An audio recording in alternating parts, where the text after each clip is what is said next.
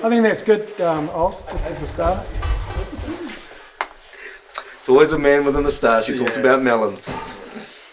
Oh shit, what's underneath? He's not commando cool. He looks, we're back to kind of normal military. Yeah. And there's that kind of thing going on. How do you feel about that? Is that actually how it would sit? It's very, very big. Your eyes just goes. We'd have to do something to extend the toggle if that's it. Yeah, that's choking you. Carlos, when he walked out in front of the camera, he had this little moustache and this 1940s haircut, which was technically correct, and this long coat, and he looked like, all I could think of, he looks like Gentleman Jim out shooting grouse on the Master's estate, or Sam Gamgee from Lord of the Rings with his big backpack. He just didn't look hard, and he didn't look cool, and I wanted hard, cool commandos. That was the idea. It's heavy as well, jeez, just holding it up like that. But they were literally made in plumbing factories.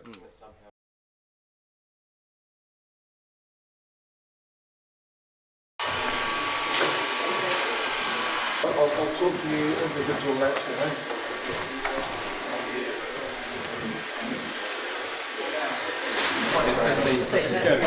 Go to 50. Just a little. Yeah. Okay, that's for the smoke machine. All right. So we've just got a bit of smoke to add. You might as well smoke it up a little bit while you can. The machine's still warming up. Oh, okay, good. All right, let's do a rehearsal without smoke. I can remember it. Was the first shooting day, and Paul asking for Atmos and smoke, and I knew that Swampy had some reservations about it, but I couldn't say anything at the time. I had my own reservations about Atmos. Atmos is great if you can control it. We had a little smoke machine that you get at the blue light discos that school kids go to or something like that. It's one of those sort of higher smoke machines, and what they can tend to do is go off by themselves. They're very hard to control the amount of smoke that comes out, and I can't remember the guy's name, Paul I think, and he would push the button and all of a sudden it would just be clouds of smoke all through the set, and Paul would come in and say, there's too much smoke, let's thin it out, and then the button would go off again and there'd be more smoke. And it was pretty much, I think it was one of the first shots, and it became pretty obvious to myself that we were never going to finish the schedule if we were going to spend most of our time trying to get the Atmos right. So from my memory, I'm pretty sure I unplugged it and stuck it out the back of the set and said we won't be using it again, which went down quite well with Rob, but not so well with Paul. Phones off, roll sound. Rolling. Sounds good. ID now for take one, A marker. Dial side B. Speed. Set. And action.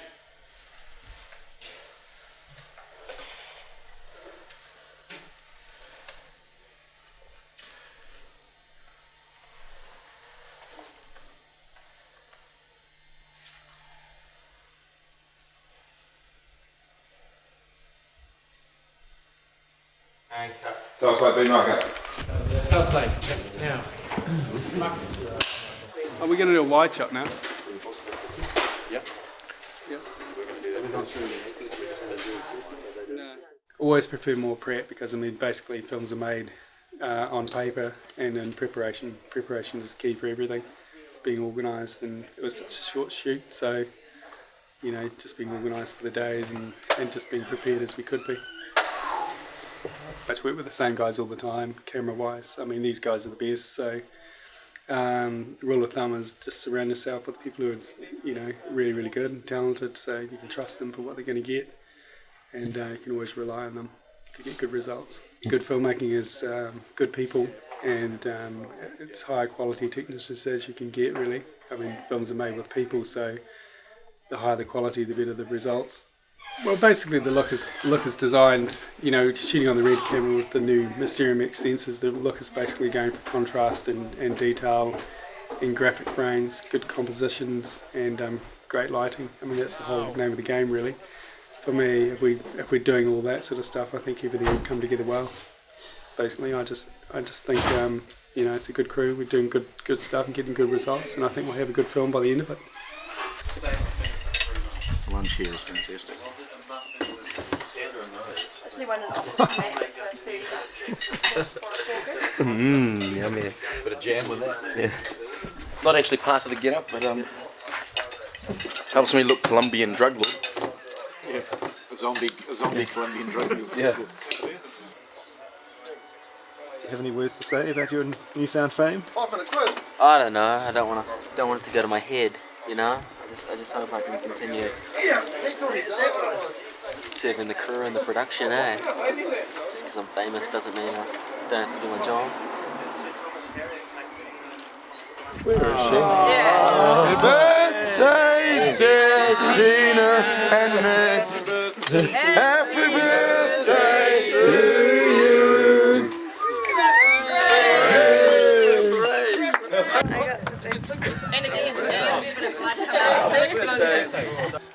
So I'm Hayden Green. I'm Deep Throat German is my official credit, I suppose.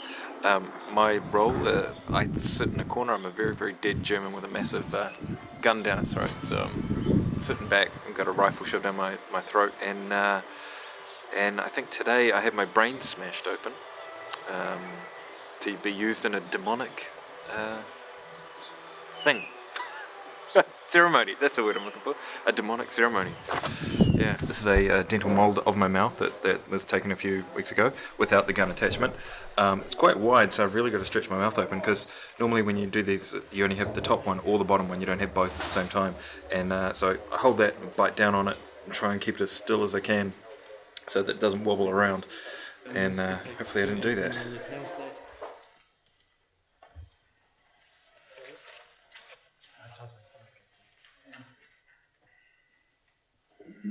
And action.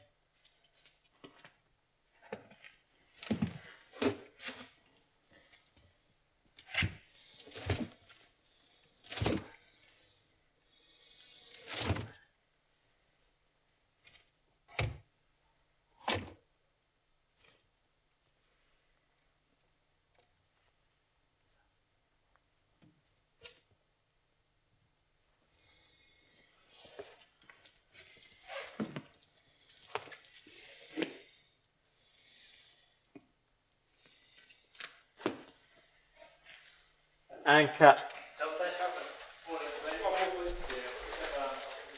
Okay. Yeah, we just need more time to get to the brain.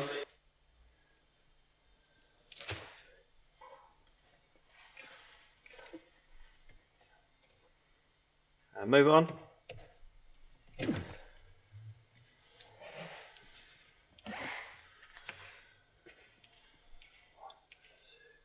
And walk. Cut. Beautiful. Got all that blood dripping off his knife. So whiskey, Dripping off the knife as well. Right. Yeah. Is that good? We happy all round? No, it wasn't good. It was fucking fantastic. Oh, good. Fucking fantastic. Thanks.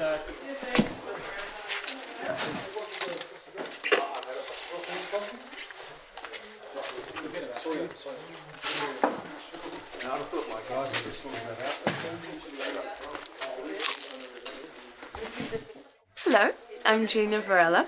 Please excuse the teeth. And I play the character Helena, and also this demonic monstrosity that you see before you. Just going to be blocking through for your shot.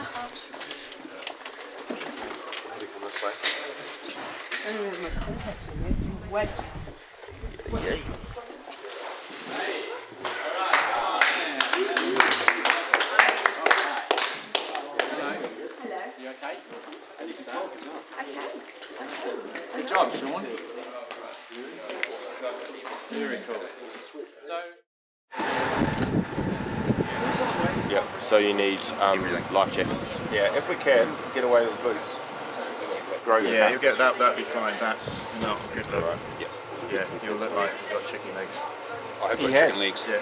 our first day on location was at Breaker Bay Beach on a Saturday, and we had to get there very, very early for first light. And I remember getting 2 cameras there, and it was all go, go, go.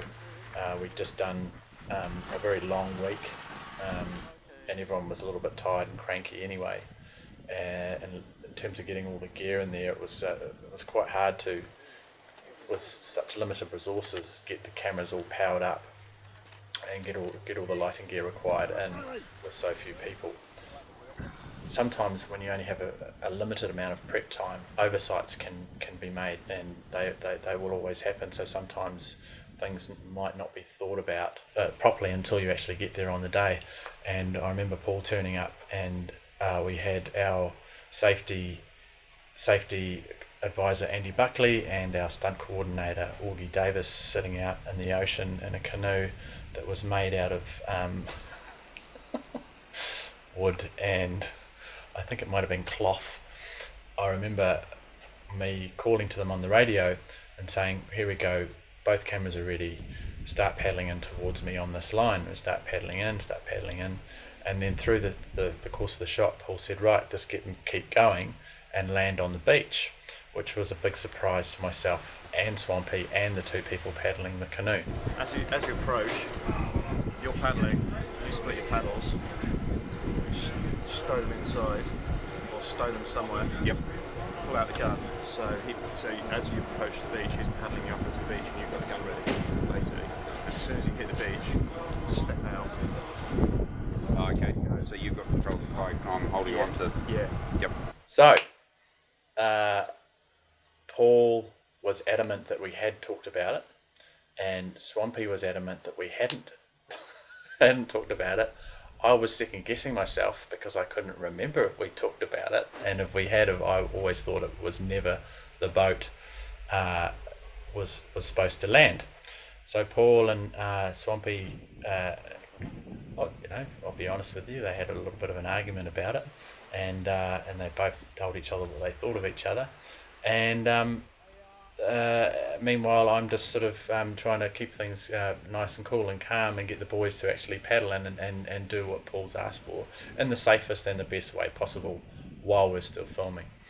And you know what, it was one of those days where something went wrong. There was a bit of an argument about it, but I really felt like that was the first day that everyone actually bonded together, and everyone knew where they were at. The personalities were all sorted out pretty quickly, and it actually brought everyone a lot closer. And you do get days like that on a film set, and that's what making a film's all about. You have your fun times, your sad times, your happy times. Sometimes you have times where you're not quite sure if it's going to work out and it goes really well, and other times where you just have to do it again. But at the end of the day, I think Paul and Swampy handled the situation very, very well, and we all moved on. Big smiles at the end of the day. And our safety officer, my good friend Andy Buckley, coming up the beach, he got his part in the movie as well.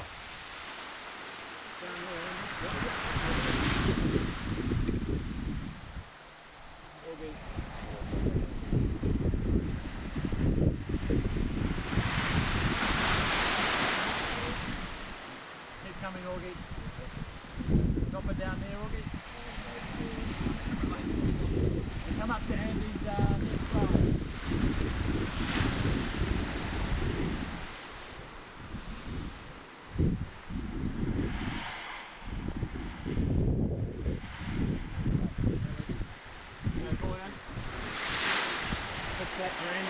Thank you, cut the hair, well done. Cut!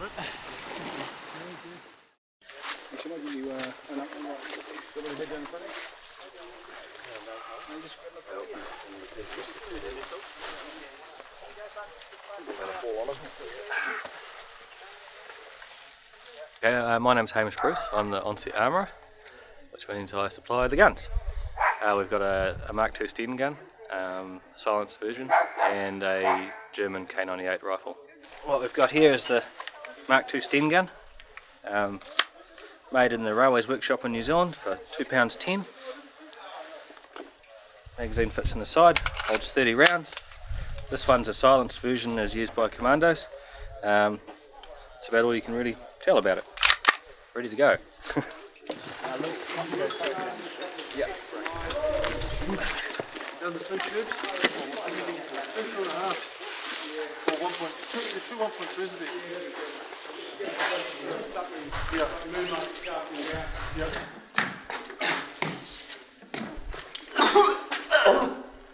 Oh, Jesus Christ in Himmel. Hilfe Sie uns! Bitte! Nein, ich flehe Sie an! Bitte!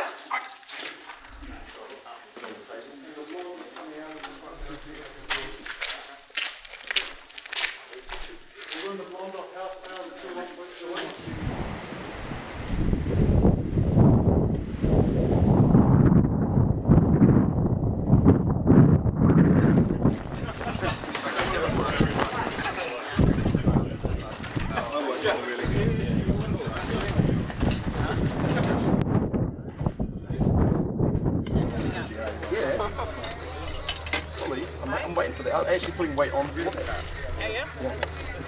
My name's Jonathan King. I'm a filmmaker and happy to be here as a volunteer blood-splattered corpse for the Devil's Rock. Grogan comes around the corner and discovers me lying dead on the floor, and transpires I have blown my own brains out, as you can see, rather than face the awfulness of the demon in the tunnel. Playing a Kriegsmarine, German soldier, who's infiltrating the bunkers today to see what's going on with Colonel Meyer. Well, this is my second day. It's been a lot of fun actually. The tunnels from the beginning were always one of my biggest worries, because there was no radio contact down there.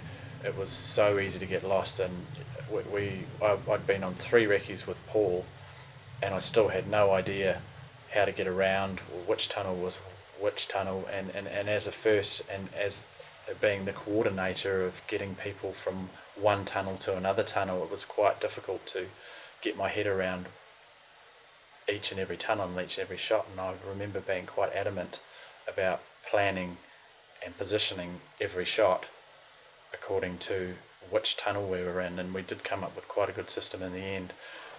Okay, so what I'm doing here is putting white paint onto concrete. Highly technical stuff.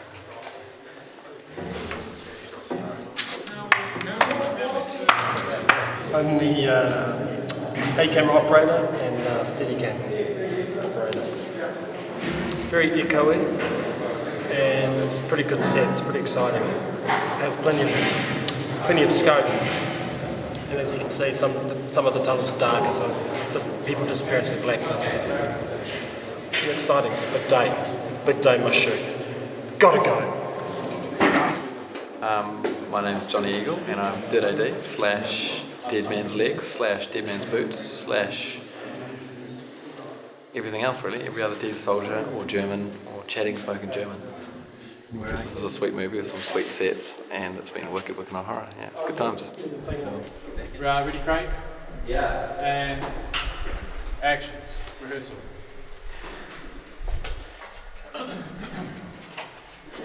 Step right back, guys.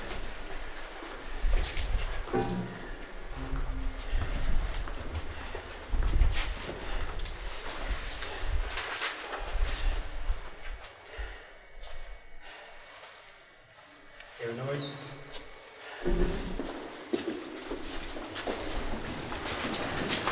Alright, good. Thanks, Craig. Good. Oh, yeah, I'll carry on. Okay.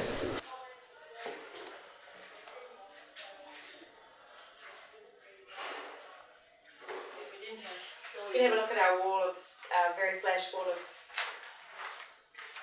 fame up there. My name is Melissa Dodds. I'm the Wellington line producer. I am working from the production office to support the unit out on set, or back in the studio today.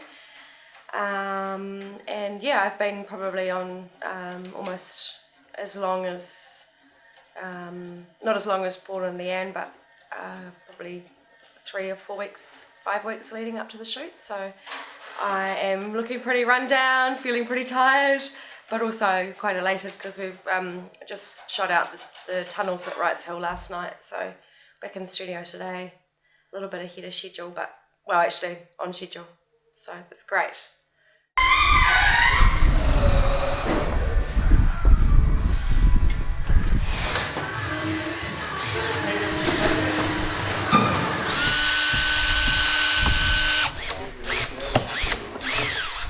For what needs to be achieved, has been a really tight budget and really tight time schedule, so we've been working a lot of extra hours, and we're just trying to get as much as we can for the money, really, and try and make it look as good as possible. So that's why we're working a weekend today, is because we could get staff that are full-time employed in Stone Street or at Weta to come in over the weekend and do their thing. Yeah, we managed to strike the first set in an hour, so that was pretty good work. And so we'll be done today, definitely, and get a first coat of paint on it for the painters tomorrow. And it's just been a lot of planning as to the schedule for the day and trying to use as much of the previous set as possible, and keeping the walls together, using the same angles and just turning them around and stuff, but keeping as much of it in sections as possible rather than splitting it into separate flats and having to reconstruct. So it just took, it was a fair bit of planning involved, but it saves time on the day. Well, there it is. Just finished my final scene for The Devil's Rock. It's the 20th.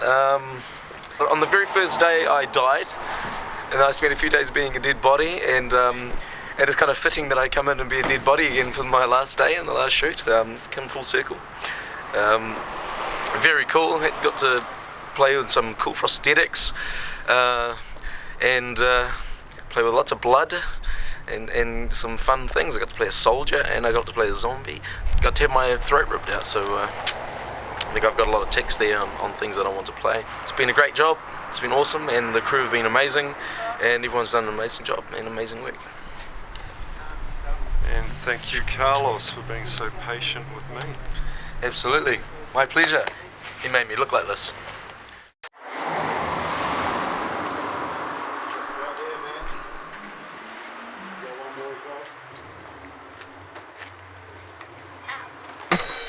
Last day of filming, and I've only just got into the swing of it. It's been a short shoot, but a wonderfully fun one.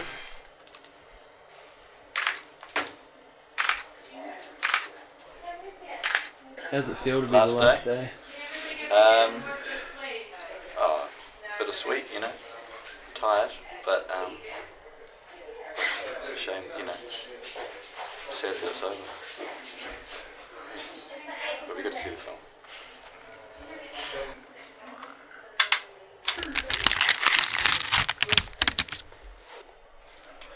Looks like a painting, eh? Yeah. 3, 2. Just facing a little bit over this way. Yeah, that's good. Good stuff. Look straight down the camera. That's great.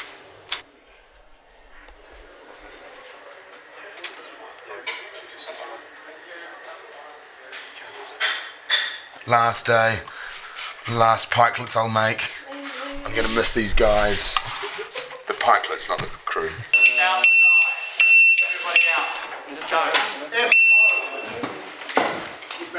It's the martini shot. It's almost beer o'clock. Just trying to figure out what the hell we're doing. Can't believe we're probably going to finish on time. It's pretty amazing. Been a good shoot. Happy days. Lots of blood. Some nakedness. Great time. We got in. We did it. We're done.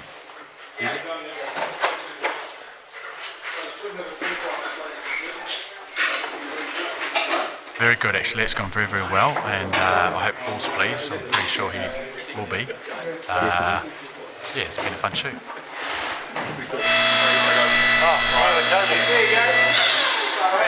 That's actually a bit high. Come down a bit, or you want to have a look at it? Have a look there, we can always come down. Roll sound for the last time on the job. 77 Charlie Juliet, take 1. That's it. Action. Craig, just come down this way a little bit towards me. Just towards the ladder, yeah. And huge booming thump of an explosion. And another one getting closer. And one last one. And absolute silence. All the sounds have gone. And cut.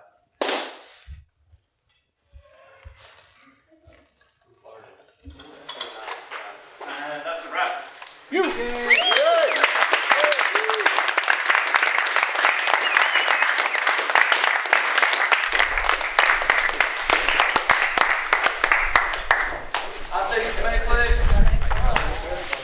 Hard work. Yeah. As always. Favourite nuts. Cheers. Pleasure working with you.